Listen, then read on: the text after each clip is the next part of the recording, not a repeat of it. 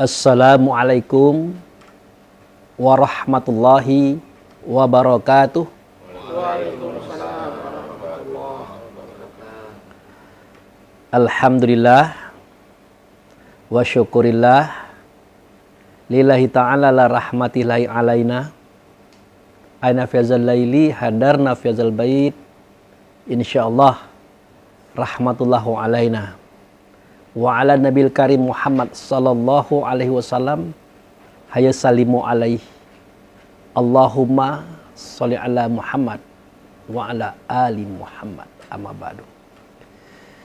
Yang saya hormati bapak-bapak, saudara-saudara yang berhadir pada malam hari ini, wabil khusus Pak Charlie sebagai ahli rumah.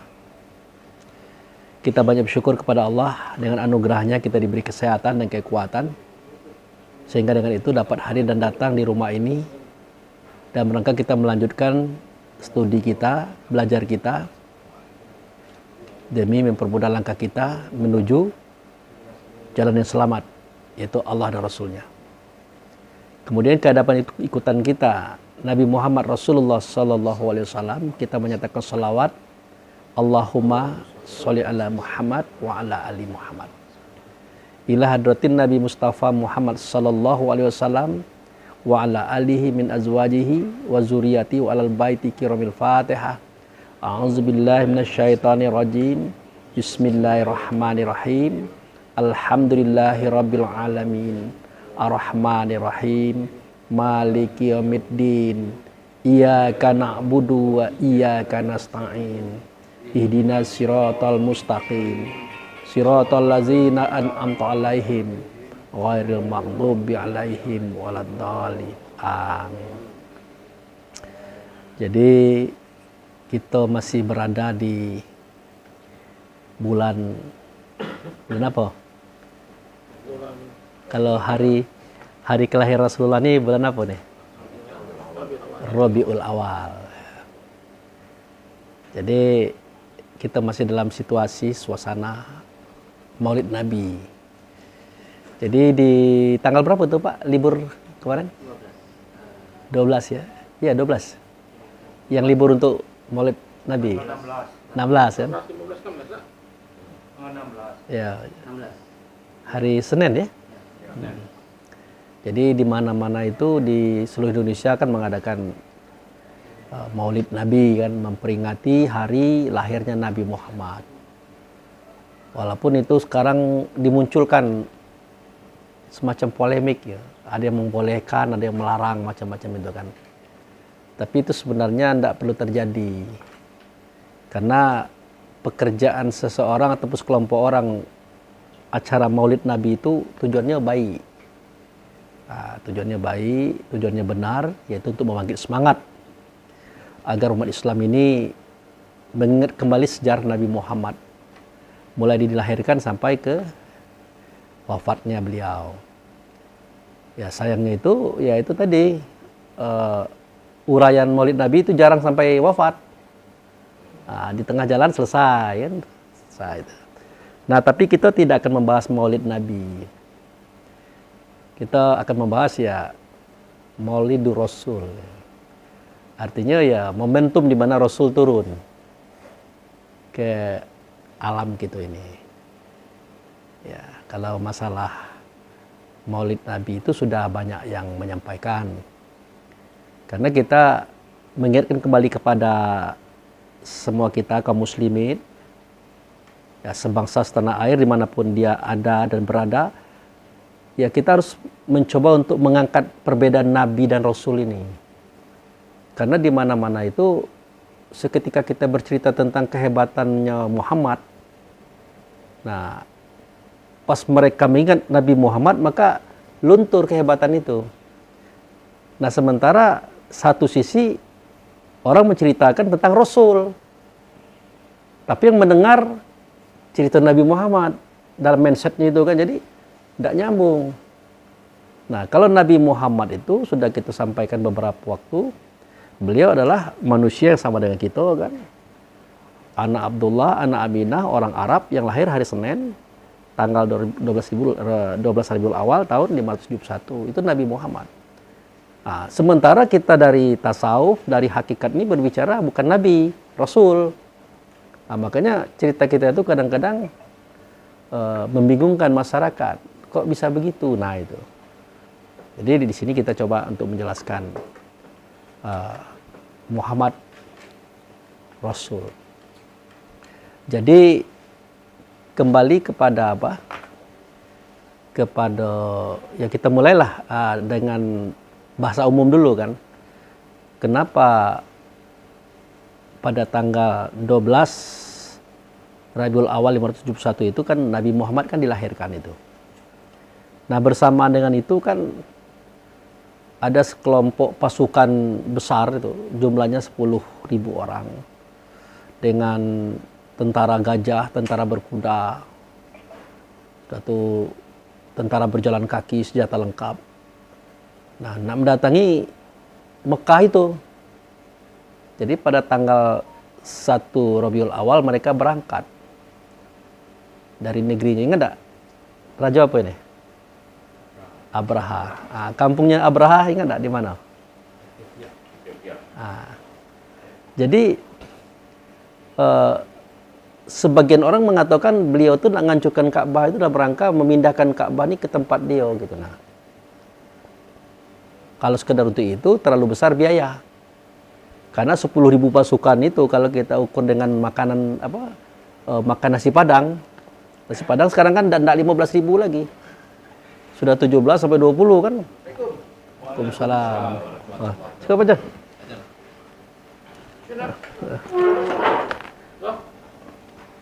Oh ya, Bang kameramen ya.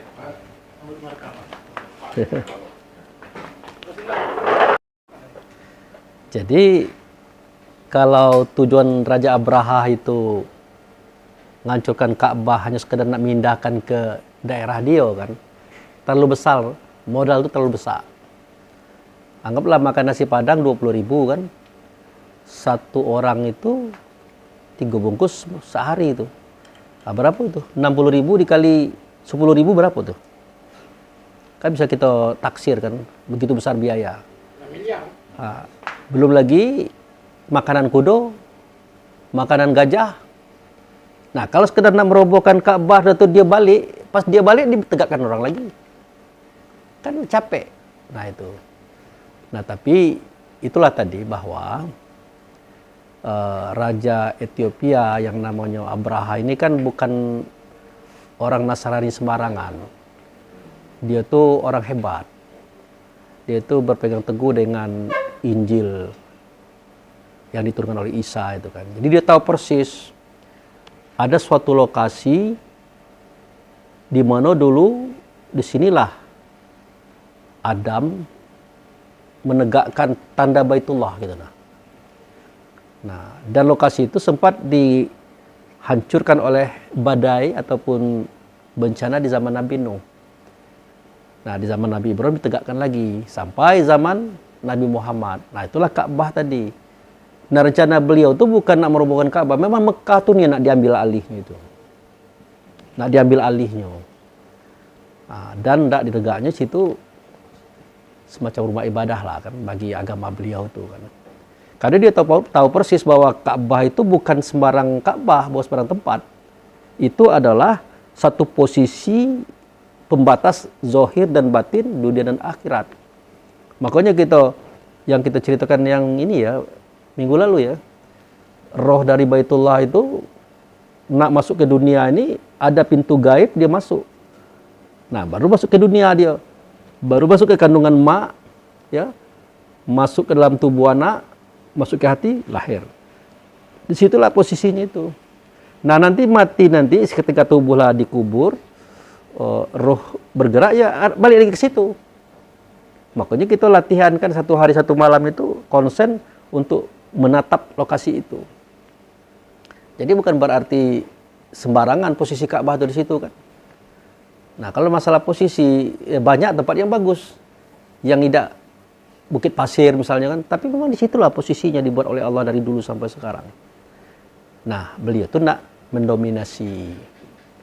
Nah, yang menarik dalam kisah Maulid Nabi ini adalah seketika Abraha tadi nak merampas Mekah serta mengambil alih Ka'bah tadi, nah itu penyerahan Abdul Muthalib kepada Abraha itu. Jadi Abraha ini rupanya ya tahu juga kalau biaya itu besar kan. Mulailah ngambil unta-unta di pinggir jalan itu untuk dimakan mereka itu. Ambillah untanya Abdul Muthalib, untanya kakeknya Nabi kan. Nah, jadi setelah diketahui oleh Abdul Muthalib, didatanginya Abraha itu di kemahnya kan. Katanya, tolong dibalikkan unta-unta saya itu, ada 100 buah, 1 ekor. Tolong dibalikkan katanya. Kata Abraha, lah kau kan pemimpin suku. Gitu. Kok lebih memikirkan onta ketimbang Ka'bah yang nak kami rampas? Ketimbang Mekah itu yang nak kami kuasai. Ya kalau Ka'bah tuh ada tuannya, kalau onta ini tuannya saya. Berarti aman kami masuk, aman katanya. Tidak ada peperangan, kami tidak berani melawan kamu. Gitu. Karena kami kecil, kalian tuh banyak. Pasukan kalian kuat, senjata lengkap. Dah ambillah onta yang 100 ekor, bawalah. Nah setelah onta itu dibawa jauh, ke balik bukit situ. Nah, Abdul Muthalib itu sampai dia memeluk Ka'bah itu kan, menangis sambil gemetar. Dia berkata, "Ya Allah, dulu engkau telah titipkan ini kepada kami. Nah, kami sudah jaga. Nah, kalau sekarang ini kami tidak bisa menjaga lagi, karena orangnya orang besar, tenaga pasukannya kuat, dan kami tidak mungkin menang, kami kembalikan lagi Ka'bah ini kepada engkau." Nah, jadi hadis Nabi yang keluar itu sebenarnya bukan hadis ya, riwayat yang ditangkap oleh Nabi, yang ditangkap oleh sahabat setelah mereka lahir. Ternyata Abdul Muthalib itu sempat nangis ya. Nah, jadi disitulah kita bisa baca bagaimana mungkin ada orang mengatakan kakek Nabi, paman Nabi, bak Nabi, mak Nabi masuk neraka. Mungkin bapak-bapak pernah dengar itu. Bahkan Abu Thalib itu babak belur itu. Dikatakan ahli neraka gitu kan. Nah, jadi di sini kita mencoba untuk mengkritisi pemahaman yang sudah ya. Ya karena kita sudah membuktikan pemahaman yang sudah inilah menjadi modal orang seberang itu membuli Islam. Ya kan? Yang channel Sunnah Nabi itu. Jadi pemahaman orang dululah yang menjadikan modal bagi mereka untuk menghantam Islam hari ini. Tidak berkutik memang. Dia menggunakan Quran, menggunakan hadis, menggunakan tafsir-tafsir para ulama untuk menghantam Islam itu sendiri. Bahkan pernah ditawarkan, pernah diajukan di Indonesia supaya dihapus tuh channel Sunnah Nabi itu kan. Tidak bisa dihapus. Memang barang tuh dia mengatakan apa yang kita katakan. Nah, jadi kita harap jangan sampailah kebablasan kita yang sudah-sudah itu di era sekarang ini muncul lagi gitu. Nah, maka kita walaupun kita awam, kita tidak sekolah jauh, dengan akal fikir kita sumbangkan kemampuan kita untuk Islam ini kan. Termasuk merendahkan keluarga Bani Hashim ini. Kakek Nabi masuk neraka. Paman Nabi masuk neraka, bak Nabi masuk neraka, mak Nabi masuk neraka. Masuk neraka karena mereka itu kafir semua. Kata hadis. Nah ini. Kata ulama kita. Bahkan di YouTube itu masih ada itu. Ustadz-ustadz ngomong kayak itu tuh. Nah, sekarang mari kita lihat kenyataannya. Jadi Abdul Muthalib ya, kalau Abu Thalib itu paman Nabi. Abdul Muthalib itu sampai gemetar, nangis, mengadu kepada Allah, "Ya Allah, kalau dahulu ini kamu serahkan kepada kami, kami jaga. Tapi hari ini kami tidak mampu lagi ya Allah. Karena lawan kami ini sangat berat, sangat kuat. Kini kami kembalikan kepada engkau." Nah, bayangkanlah, seorang yang dikatakan kafir, berbicara dengan Allah sampai menangis gemetar. Orang kita yang beriman belum pernah sholat seperti itu. Ya sekarang. Nah, maksud itu kan cara membuktikan, cara membandingkan itu. Orang kita sekarang yang beriman gemetar nangis itu, mungkin kalau ada tidak banyak. Nah, bagaimana dengan Abdul Muthalib yang dikatakan kafir tadi itu? Satu. Sudah tahu Abdul Muthalib dia punya anak namanya Abdullah. Pernah tidak dengar? Bak Nabi Muhammad itu kan Abdullah namanya. Nah itu. Berarti dia tahu Allah itu siapa. Hamba Allah itu. Nah kemudian Abu Thalib diartikan sangat tidak enak sekali. Abu Thalib itu nanti masuk neraka paling atas. Dipijak bara api, gelegak ke kepala. Sampai sekarang masih ada hadisnya, sampai sekarang masih ada ustadz-ustadz cerita itu. Karena mereka kafir. Kata hadis dan ulama-ulama kita dulu. Sudah itu ada lagi hadis Nabi mengatakan, seketika Nabi berjalan dari suatu negeri bersama seorang sahabat, waktu itu Nabi mengis terisak-isak. Nah, akhirnya Nabi ngomong, kamu tunggu siko, saya mau naik ke bukit itu. Nah, tidak lama kemudian Nabi turun dari bukit itu, dia tersenyum berseri-seri. Bertanyalah sahabat tadi, ya Rasulullah, kamu tadi menangis terseduh-seduh, kok turunnya sampai bisa tersenyum terseri-seri, bahkan tertawa. Apa kata Nabi? Aku tadi mendengar dan melihat ibuku disiksa di kubur. Nah, dengan adanya aku naik ke atas, aku minta kepada Allah, hentikan siksaan itu. Dan sekarang sudah berhenti, makanya aku riang. Nah ini semua catatan hadis yang seperti ini diterima oleh ulama dan beredar sampai sekarang. Nah, jadi karena ini adalah tulisan ke tulisan, cerita orang ke cerita orang, kita punya akal, tunduk dengan cerita orang, makanya jadinya seperti ini. Nah sekarang mari kita evaluasi. Pertama kali Abdul Muthalib sampai gemetar. Alangkah hebatnya keyakinan orang itu sampai gemetar. Sudah itu salah satu di para putra beliau namanya Abdullah. Dan kemudian Allah juga tidak sia-sia menitipkan benih persiapan Nabi Muhammad ini. Tidak sembarangan orang. Lanangnya bernama Abdullah, hamba Allah ya. Perempuannya bernama Aminah yang bisa menerima amanah.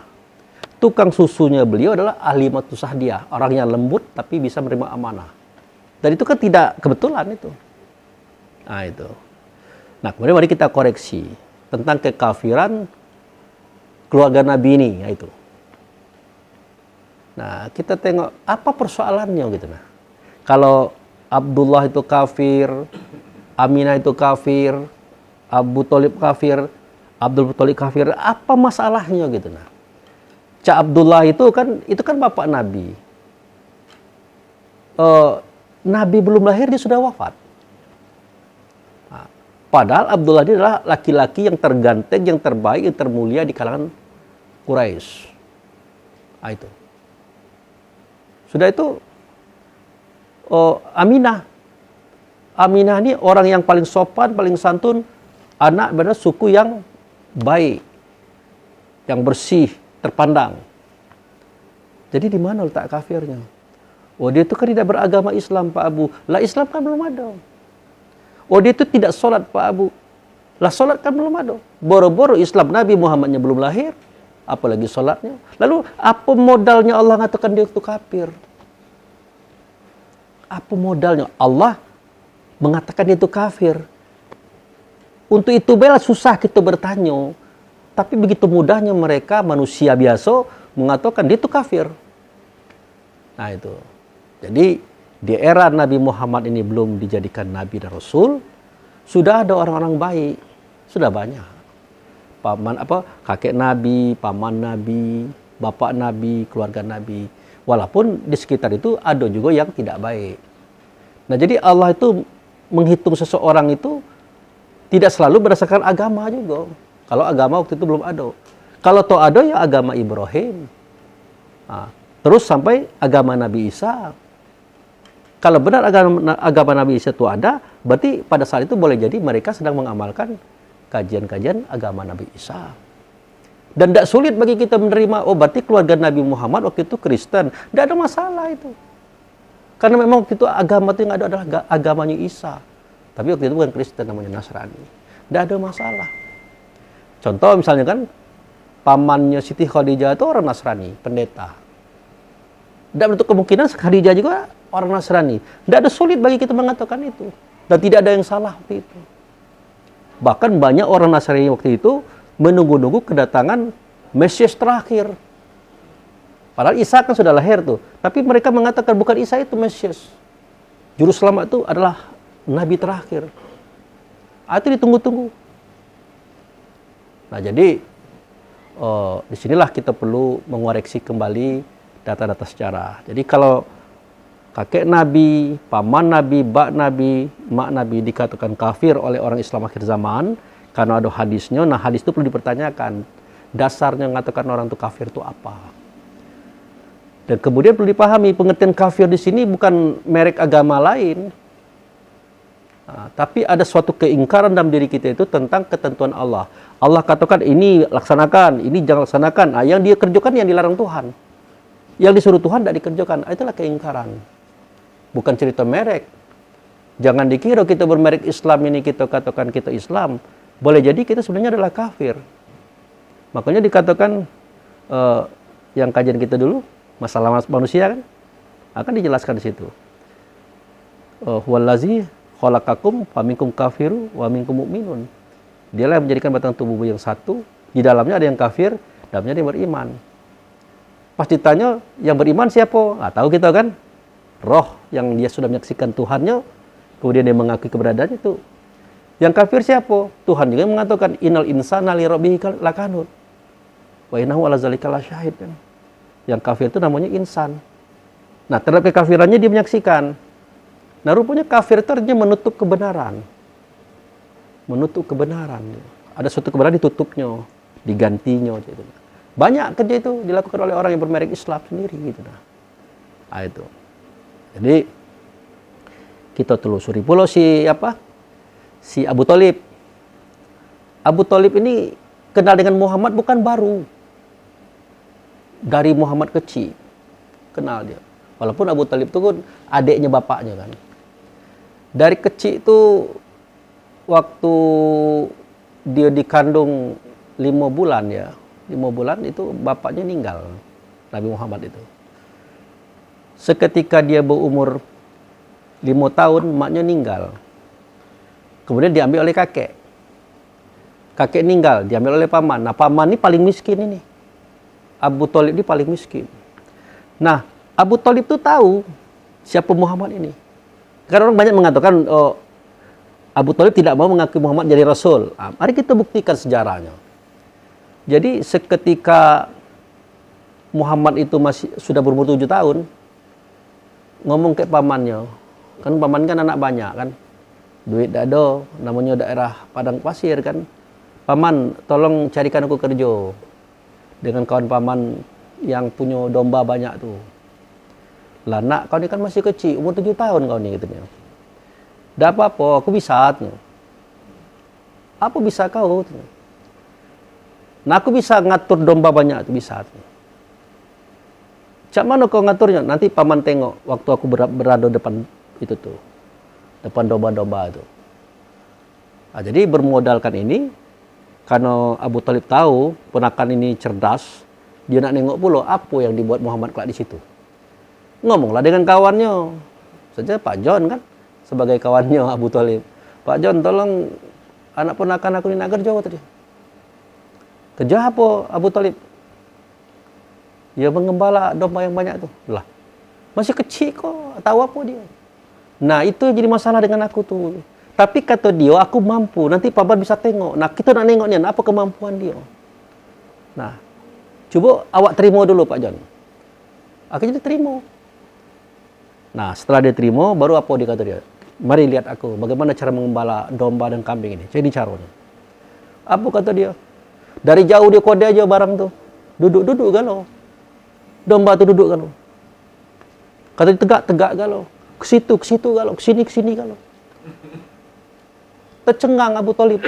Wah, ini bukan orang biasa. Nah, Pak John juga sebagai pemilik domba. Wah, ini baru sekali lah aku baru nengok ini. Nah, akhirnya diserahkanlah penjagaan domba itu kepada Muhammad. Muhammad kecil kan, sampai umur 12 tahun itu. Nah, jadi akhlaknya, pribadinya dengan induk semangnya bagus. Makanya tiap balik gaji bulanannya tidak diterima kan, tapi daging, susu dikasih itu dia. Balik bisa nolong Abu Thalib kan. Itu satu. Yang kedua, Abu Thalib tuh nengok nian. Sewaktu umur 12 tahun, Muhammad ini dibawa berdagang ke Syria.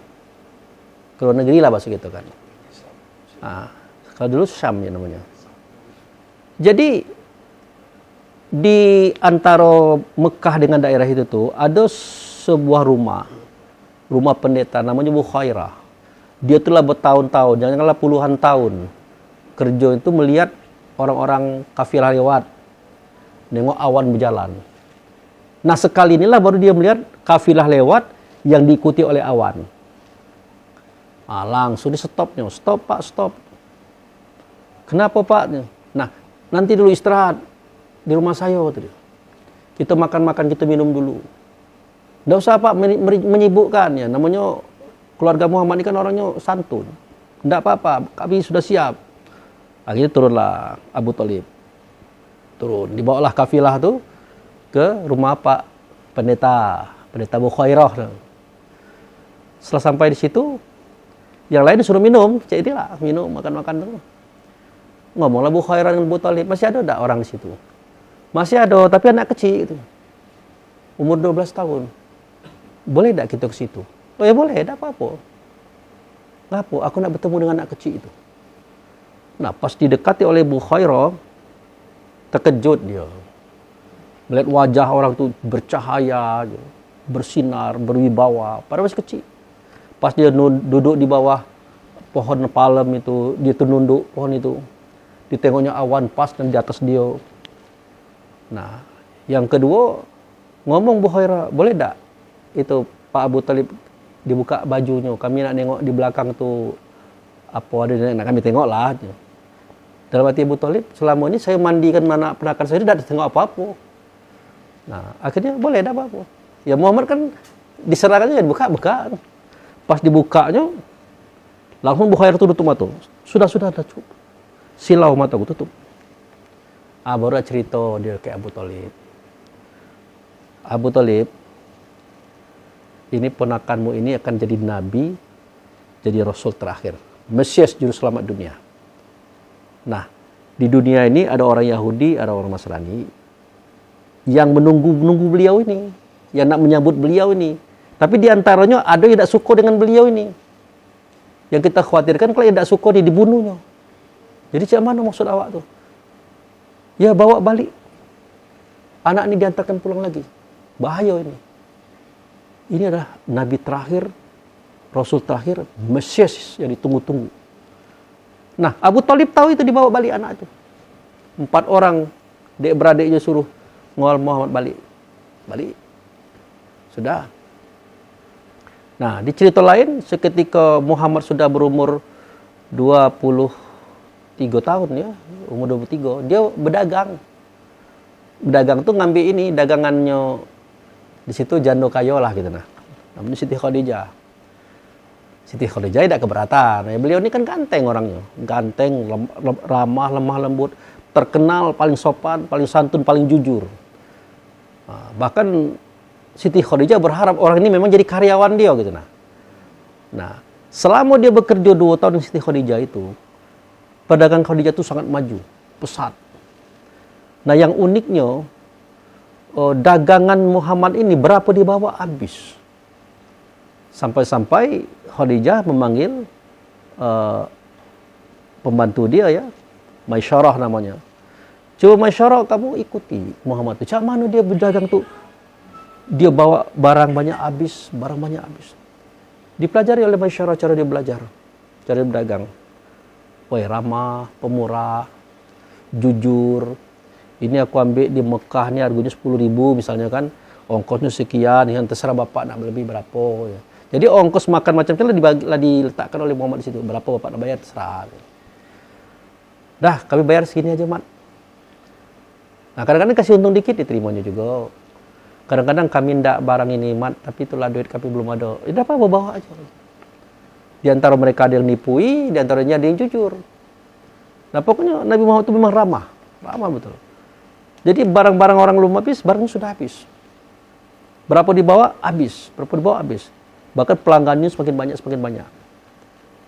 Nah, akhirnya Khadijah berpikir, oh, ini cocok ini. Jadi suami sekaligus jadi manajer di sini. Cocok. Nah, Khadijah ngomonglah dari hati ke hati setelah dia membayar gaji Muhammad, ngomong dari hati ke hati. Man, coba Mat, kau kan lah remaja, umur berapa sekarang? Lah 25 tengok. Tidak ada terpikir nak berkeluarga apa macam mana.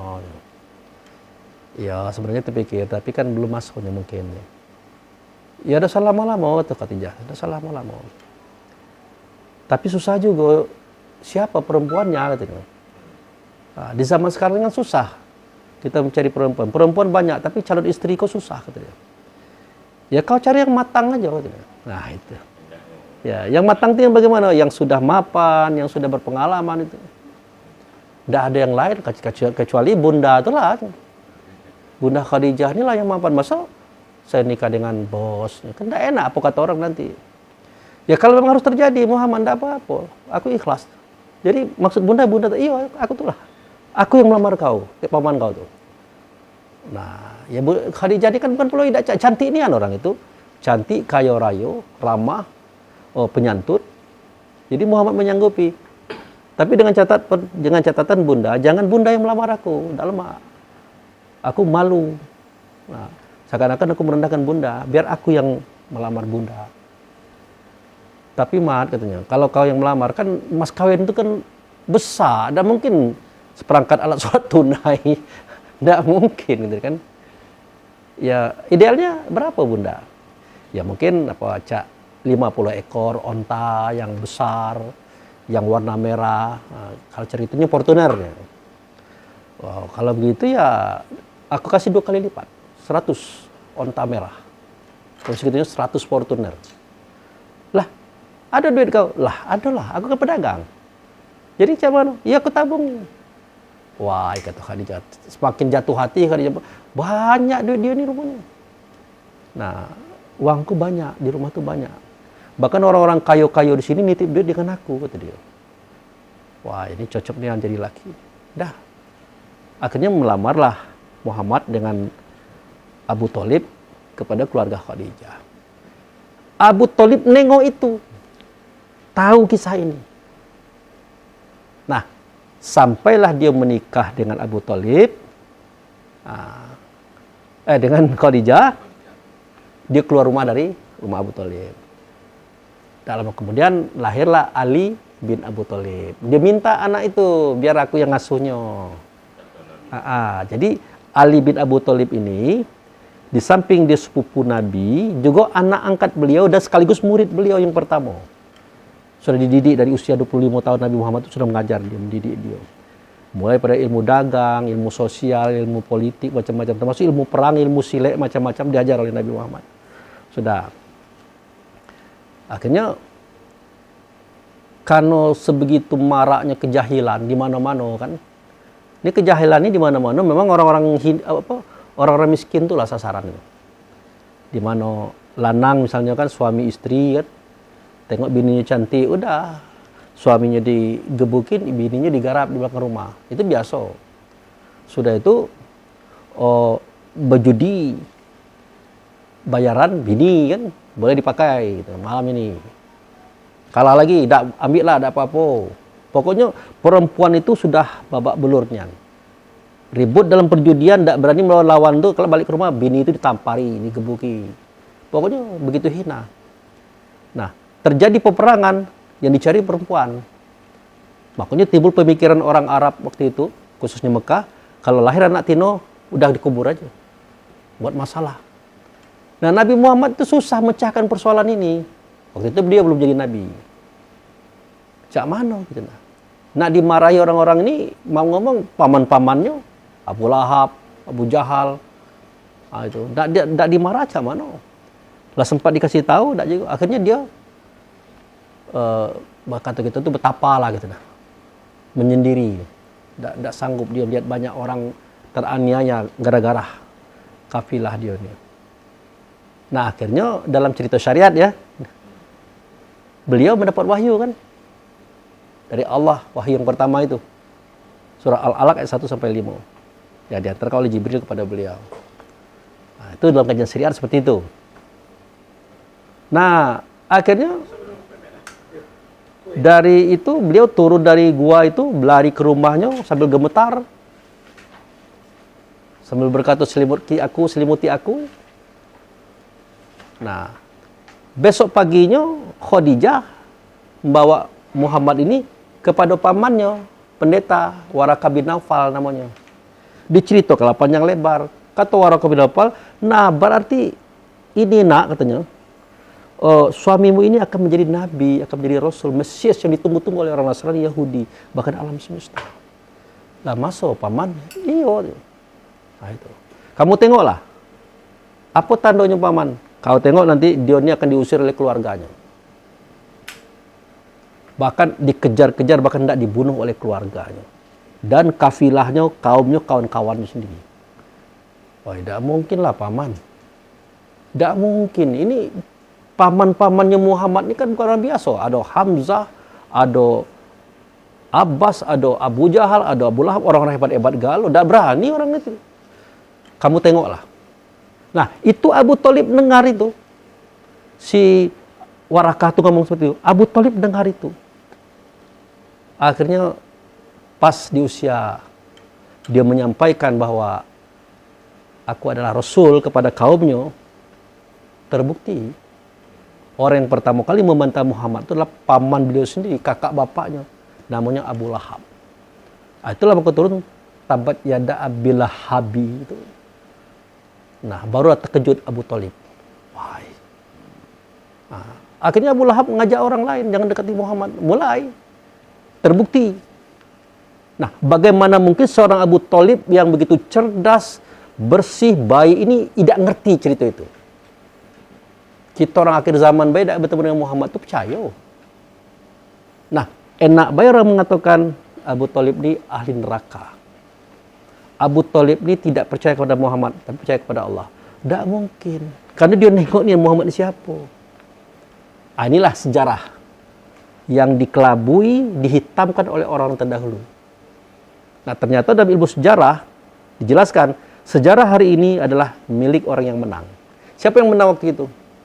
Bukan keluarga Muhammad, tapi keluarga yang lain.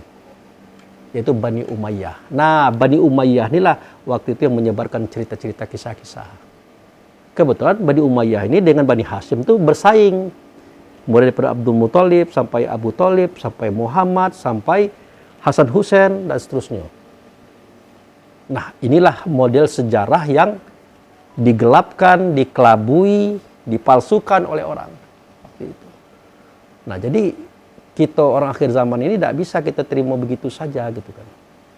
Nah, contoh Abu Thalib ahli neraka, mak Nabi masuk neraka macam itu ada kan lo Pak? Boleh diklik di YouTube itu. Abu Thalib adalah ahli neraka, keluar itu. Ada ceramahnya keluar. Tanpa dia pikirkan lagi siapa Abu Thalib ini. Apa hubungan dengan Muhammad? Seberapa banyak Abu Thalib ini mendapatkan informasi tentang Muhammad? Banyak niat. Bahkan seketika kaum Quraisy sudah kecapean menghadapi Muhammad ini, karena dia kan menyampaikan kebenaran tentang Allah, tentang ajaran Islam. Banyak orang ikut dia. Banyak ngaji dengan dia. Apa yang terjadi? Laki beribut dengan bini. Betul. Anak beribut dengan bapak emaknya. Keluarga ribut dengan keluarganya. Gara-gara ada Muhammad ini. Akhirnya pusing juga orang. Nak marahi Muhammad, paman-pamannya orang gerot galau. Akhirnya didatangilah Muhammad. Nah ini kan. Muhammad, saya ini bela. Sudahlah, kau tidak salah berdakwah lagi. Kalau kau nak jadi raja, kami jadikan raja. Kalau kau nak duit, kami siapkan duit. Kalau nak, kamu ingin perempuan, kami carikan tina yang paling cantik di Arab. Yang berapa enggak kau. Tapi dengan catatan, jangan berdakwah lagi. Ya kata Muhammad, apa yang kamu tawarkan itu, maaf nian, tidak ada artinya apa-apa bagi saya. Kata. Kalau dakwah ini dihentikan. Tidak bisa, tidak bisa. Lagian perlu kan aku ini ngajak baik. Mencegah perangai kalian selama ini. Tidak ada yang salah. Jadi apa boleh buat? Tidak bisa. Tidak kan? Nah, ada caranya, kata kawan itu. Kita cari pamannya Abu Thalib. Dia tanya Abu Thalib. Abu Thalib, cak mana caranya? Suruhlah penakan kau itu berhenti berdakwah. Itu. Atau cak ini baik. Kami bunuh dia, kami ganti. Dengan lanang yang paling ganteng di sini. Marah Abu Talib. Lemak kamu baik. Kamu minta anak aku untuk kamu bunuh, kamu suruh aku kasih makan anak kamu. Yang benar baik. Kata. Kita beribut. Kita berbunuhan. Tapi bagaimana caranya Abu Talib? Dia jangan berdakwah lagi. Dia udah rusak kita, udah kacau kita nih. Gara-gara Muhammad ini. Nah, tapi cobalah aku negosiasi dengan Muhammad dulu. Kalau dia enggak, aku udah berani paksa juga. Dan aku udah ada janji dengan kalian gitu. Oke. Nah, itu ceritanya tuh. Muhammad cak mano. Keluarga-keluarga kita, sanak-sanak kita, kaum kerabat bapak kau dulu. Datangi aku, nyuruh kau untuk berhenti dakwah. Karena banyak orang ribut. Bapak ribut kayak emak-mbaknya. Suami ribut kayak bininya. Keluarga ribut dengan keluarga lain. Gara-gara ngikut ngaji kayak kamu nih. Ini kata mereka gitu nah. Bagaimana pendapat kamu? Wah tidak paman. Tidak mungkin gitu. Tidak mungkin aku berhentikan dakwah ini. Aku ini tujuan aku tuh menjemput semua roh ini kembali kepada Tuhan dengan baik. Dengan selamat. Menghentikan kejahilan mereka ini. Merubah cara berpikir mereka ini. Jadi apapun yang terjadi akan kuhadapi. Walaupun matahari diletak di tangan kanan aku, bulan di tangan kiri aku tidak akan berhenti. Ada tak cerita itu? Ada kan? Nah. Jadi cak mana nak tidak berhenti paman. Oke, berjuanglah kamu, paman dukung. Walaupun sampai tetes darah terakhir. Nah, dalam kisah ini jelas perjuangan Abu Talib itu luar biasa. Lalu bagaimana mungkin ada hadis mengatakan Abu Talib itu kafir, masuk neraka paling atas. Diletakkan kaki, gelegak kepala. Kenapa? Allah diakuinya, kalau Muhammad tidak diakuinya sebagai Rasul. Bahkan nak mati pun disuruh bersyahadat, tidak pacak. Kan ada hadis-hadis seperti itu Pak. Baik Zainuddin, baik yang lain-lain ngomong seperti itu. Tidak dipikirkan oleh mereka bahwa Abdul Muthalib, bapaknya Abu Talib, bukan orang biasa. Dan mereka sudah kenal Allah, sudah kenal Ibrahim, dan sudah kenal Isa sebagai penyalur kebenaran waktu itu. Nah, jadi inilah yang saya katakan, banyak cerita-cerita lama itu digunakan oleh orang sekarang untuk menghantam Islam sendiri. Nah, jangan sampai generasi kita jadi bulian gitu. Nah. Makanya kalau tokoh-tokoh kita yang syariat itu diserang oleh orang luar, tidak bisa berkutik, wajar. Karena mereka selama ini kan berpegang pada kitab Quran, hadis, itu tidak salah kan? Tapi cara mereka menguraikan merujuk kepada tafsir ulama. Nah di tafsir ulama ini banyak kelemahan kita keluar. Kenapa? Tidak berbicara tentang itu secara hakikat. Makanya kita muncul berbicara hakikat. Inilah alasannya kenapa kita mengaji ilmu hakikat. Nah, itu pembukaan itu Pak Ipung. Nah, itu baru pembukaan. Silakan minum kita. Nah.